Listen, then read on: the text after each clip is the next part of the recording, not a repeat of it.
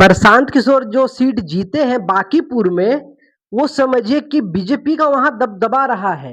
कोई बीजेपी के कार्यकर्ता थे जो जो कहे थे कि हम तो वहां कुत्ता बिल्ली को भी अगर खड़े कर दे तो हम वहां जीत जाएंगे। और ये बात कहीं ना कहीं जनता को भी दिल में लगी और सबको दिल में लगा होगा। और वैसा इन्होंने क्या चाहकर बोला कि क्योंकि जो नितिन नवीन थे वो 5 बार के विधायक थे और 5 बार से वो जीतते आ रहे थे, और इस बार समझिए कि उन्हें बीजेपी का अध्यक्ष बना दिया गया। तो वो तो बीजेपी का अध्यक्ष बन गए, सीट तो हो गया खाली।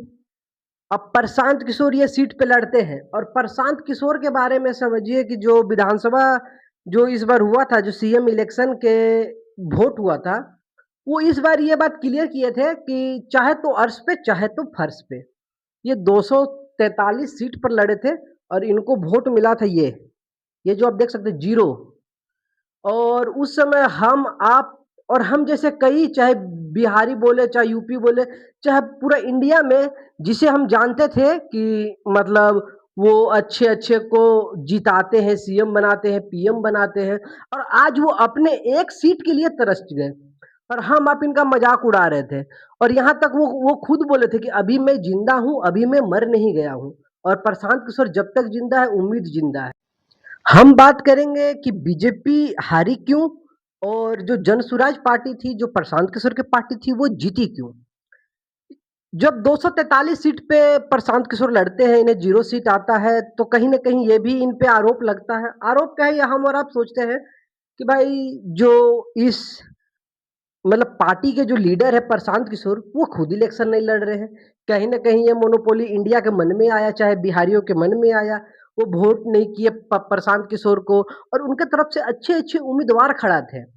समझिए कि अच्छे अच्छे प्रोफेसर, अच्छे अच्छे टीचर, पुलिसकर्मी, ये सब थे, बट वो सीट नहीं ला पाए थे, तो जिसके कारण वो हारे थे।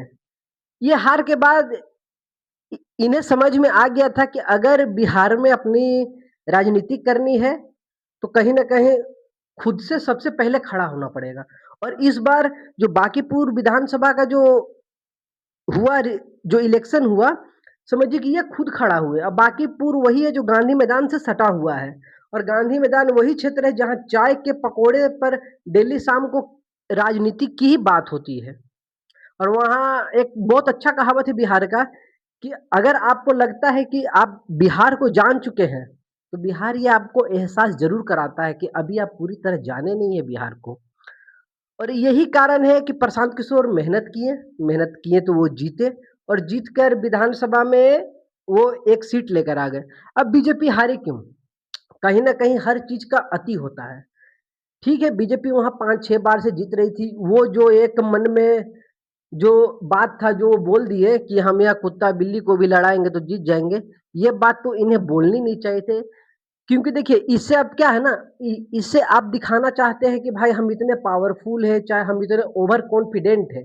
और बहुत ही अच्छा कोई लेखक कहते हैं, confidence is good but over confident is never good. और वही हाल हुआ है बीजेपी के साथ, और यही ओवर कॉन्फिडेंट के कारण बीजेपी हारी है।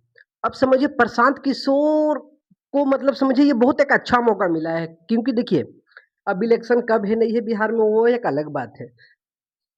प्रशांत किशोर के पास बांकीपुर का सीट है, वो अगर बांकीपुर में अच्छा करे या बांकीपुर को उतना ये दे सके, चाहे वो हर चीज की सुविधा हो, तो सुविधा देने के बाद क्या है, अगले इलेक्शन में ये मुद्दा उठा सकते हैं कि भाई देखिए हमने बांकीपुर में थे, हमने ये किया वो किया, तो आप हमें वोट दें ताकि बिहार को भी हम इस तरह कर सके। उनके पास ये प्लस पॉइंट है। आपको क्या लगता है? आप अपनी राय जरूर दें, और वीडियो अच्छी लगी तो लाइक जरूर करें और कमेंट करना ना भूलें।